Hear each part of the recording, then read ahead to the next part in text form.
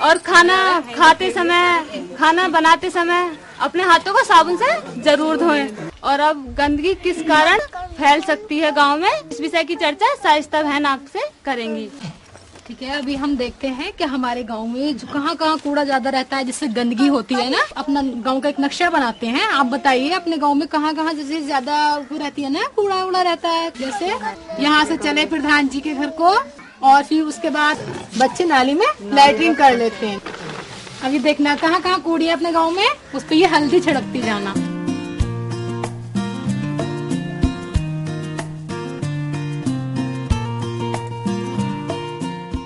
अभी ये इतनी जगह अपने गांव में गंदगी रहती है जी। बरसात का मौसम आया जी, और जैसे ये बारिश हो गई ना, तो भैया हमारे घरों में तो सब क्या करते हैं, अक्सर बच्चे जब बारिश होती है ना तो क्या करते हैं, इसमें लौटने लगते हैं। नहीं, कोई बॉल खेलता है तो पानी में डाल देता है? और देखना इसमें कितनी बीमारियां होती हैं, जिससे बच्चे को दस्त हो जाना। इसी के बीच एक बीमारी हमारी क्या खतरनाक बीमारी है, वो जो बच्चे को हमेशा अपाहिज कर देती है। उस बीमारी का नाम पोलियो है। तो ये पोलियो के जरासीम भी इसमें पाए जाते हैं। देखो इन नालियों में ना ये घूम रहे हैं जी, और इन नालियों में पता आपके बच्चे खेलेंगे, उनके हाथों में जाएंगे, वो मुंह में जब खाना खाएंगे हाथ नहीं धोएंगे साबुन से, पेट में जाएंगे ये। और पेट में जाकर ना एक कीड़ा पेट में जाएगा, जाने के बाद वो हजारों कीड़े अपने पेट में, उसके पेट में छोड़ देगा बच्चों के। वो मुंह द्वारा जाता है और लैट्रिन के द्वारा निकलता रहता है। तो इससे ऐसा है, इससे क्या करेंगे हम कि अपने बच्चों को शोध जो है, टट्टी जो है वो कहाँ करानी है, वो लैट्रिन में करानी है, और उसको यह गड्ढे में दबा देना है। आज अब हम सब मिलकर क्या करेंगे, तो अपने बच्चों को 2 बूंद पोलियो खुराक जरूर पिलवा लें। ठीक है।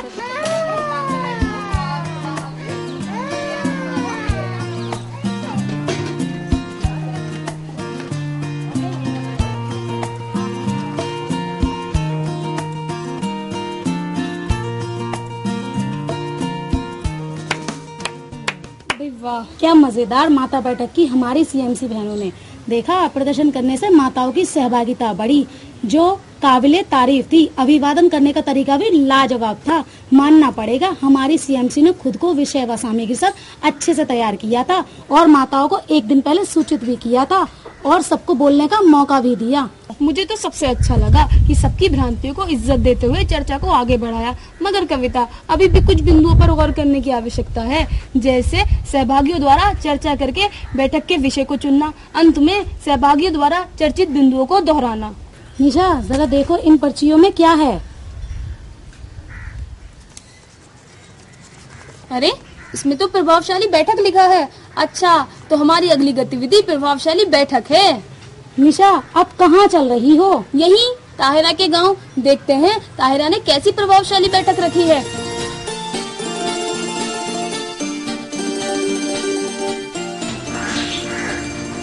मैं आप सभी लोगों का तहे से खैर मकदम करती हूँ और आदाब करती हूँ। मैं अपने बीएमसी मोहम्मद अदनान सर को चर्चा को आगे बढ़ाने के लिए आमंत्रित करती हूँ।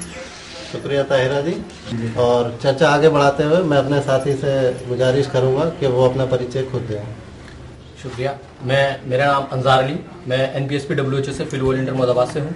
अगर हम पोलियो की स्थिति देखें भारतवर्ष में,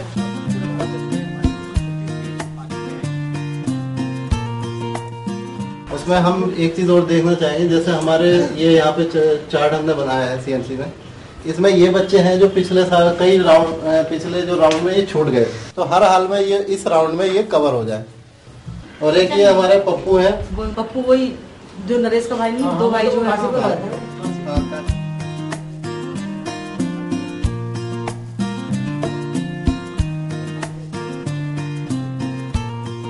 इस वायरस की कई कैटेगरी सुनने में आई है, कौन सी कैटेगरी ताकतवर है? बिल्कुल, बहुत अच्छा सवाल किया आपने। देखिए, इसीलिए मीटिंग भी की जाती है ताकि जो सवालात है कम्युनिटी से निकले। देखिए, जो आपने पूछा अभी कि सबसे खतरनाक कौन सा वायरस है, तो सबसे खतरनाक वायरस जो है P1 का कहलाता है। ऐसा नहीं है कि वो ज्यादा पोलियो दोनों करते हैं, P3 के भी, लेकिन P1 का जो वायरस है ज्यादा खतरनाक क्यों है, वो इन्फेक्टेड ज्यादा हो रहा है, मतलब इन्फेक्शन ज्यादा फैलाता है। उससे अगर बच्चों को एक बार उन्हें प्रभावित कर दिया, तो ये बताते हैं अगर हम टेस्ट करें तो करीब 500 बच्चों के पेट में वो निकलेगा और तेजी से फैलता है। इसके बनिस्बत P3 जो होता है, जैसे आप देख रहे हैं चार्ट पे, P3 का केस जो पोलियो वायरस है P3 का, वो इतना ज्यादा खतरनाक नहीं होता, वो कम फैलता है और उसको आसानी से हम खत्म भी कर सकते हैं। ये टीम जो है मतलब बहुत मेहनत से अपनी जो कोशिश से दवा पिलाती है, और जो बच्चे कुछ अपने नंसाल चले जाते हैं वो भी वहाँ पर भी वो लोग दवा पिलवाते हैं। लेकिन उसके बावजूद भी अभी हमारे बरवाला खास में एक बच्चे का ये पोलियो का केस पाया गया है। ऐसा क्यों हुआ कि मतलब ये कि दवा भी बराबर चल रही है और फिर भी उसके बावजूद भी पोलियो का केस है? बहुत अच्छा सवाल किया। देखिए, हर बच्चे में बीमारी से लड़ने की जो क्षमता होती है, प्रतिरोधक क्षमता है, वो अलग अलग होती है। लेकिन वो बच्चा जो काफी लंबे समय से बीमार है या कमजोर है, उसमें हमारी पोलियो वैक्सीन पूरी तरह से प्रतिरोधक क्षमता विकसित नहीं कर पाती है। तो यही वजह है कि जो बच्चों में पोलियो हो जाता है, ताकि उनके अंदर जो बीमारी से लड़ने की ताकत है वो पूरी तरह पनप नहीं पाती। जैसे कि हम सब यहाँ लोग बैठे हैं, शायद हमारी भी जो प्रतिरोधक क्षमता है अलग अलग हो, क्योंकि अगर अभी बारिश हो जाए, बारिश में हम सब लोग मिलकर नहाएं तो शायद कुछ को सर्दी जुकाम हो जाएगा, किसी को कुछ भी नहीं हो। ये निज़ाम कुदरत है। अच्छा अदनान जी, हमें एक सवाल बताइए कि क्या ये बीमारी गंदगी से नहीं होती?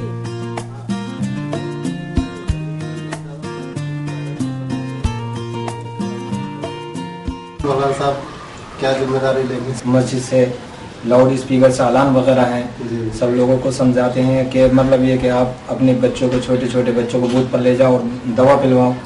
और स्कूल से भी मतलब ये कि बच्चों को भेजते हैं, और जो टीम है वगैरह, छोटे छोटे बच्चों जो इस लायक हैं, जो दूसरे बच्चों को घर से ला करके उन्हें दवा पिलवा दें, तो उन बच्चों को भी हम भेजते हैं और मतलब ये कि टीम की सहायता करते हैं। हमारे यहाँ से पुष्टाहार होता ही है हर बार में, और आगे भी इससे भी करते रहेंगे।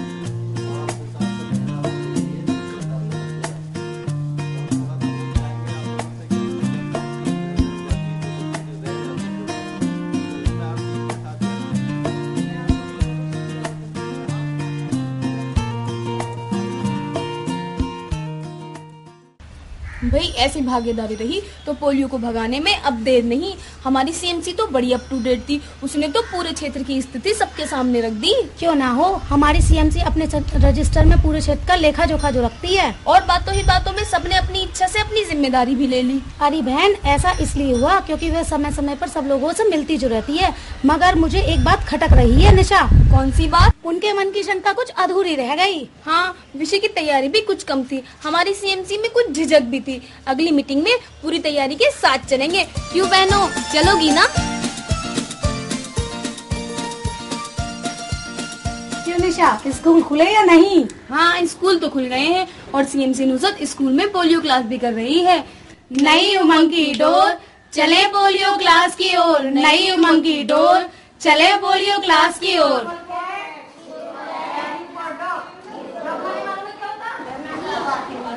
नमस्ते मैम। नमस्ते। कहो मुझे कैसे आना हुआ? मैम, आने वाले इतवार को पोलियो बूथ है, तो उसी के सिलसिले में 5 लाख के बच्चों के साथ पोलियो क्लास लेनी थी, तो आपकी इजाजत की जरूरत थी। ठीक है बेटा, कल किसी भी समय आ जाना। ठीक है मैम, मैं 10 बजे आ रही हूँ।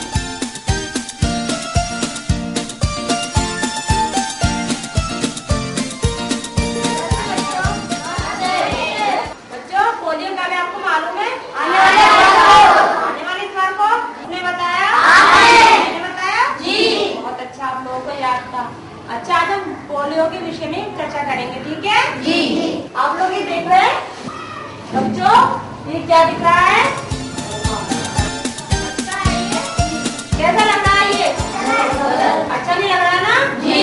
तो पोलियो से बचाने के लिए, हम अपने बच्चों को बचाने के लिए क्या कर सकते हैं आप लोग? 2 बूंद जिंदगी की कहाँ लाकर? बूथ पर। बहुत अच्छी बात। अच्छा देखिए, आप क्या करना चाहेंगे इस बार पोलियो बूथ पर? मैडम,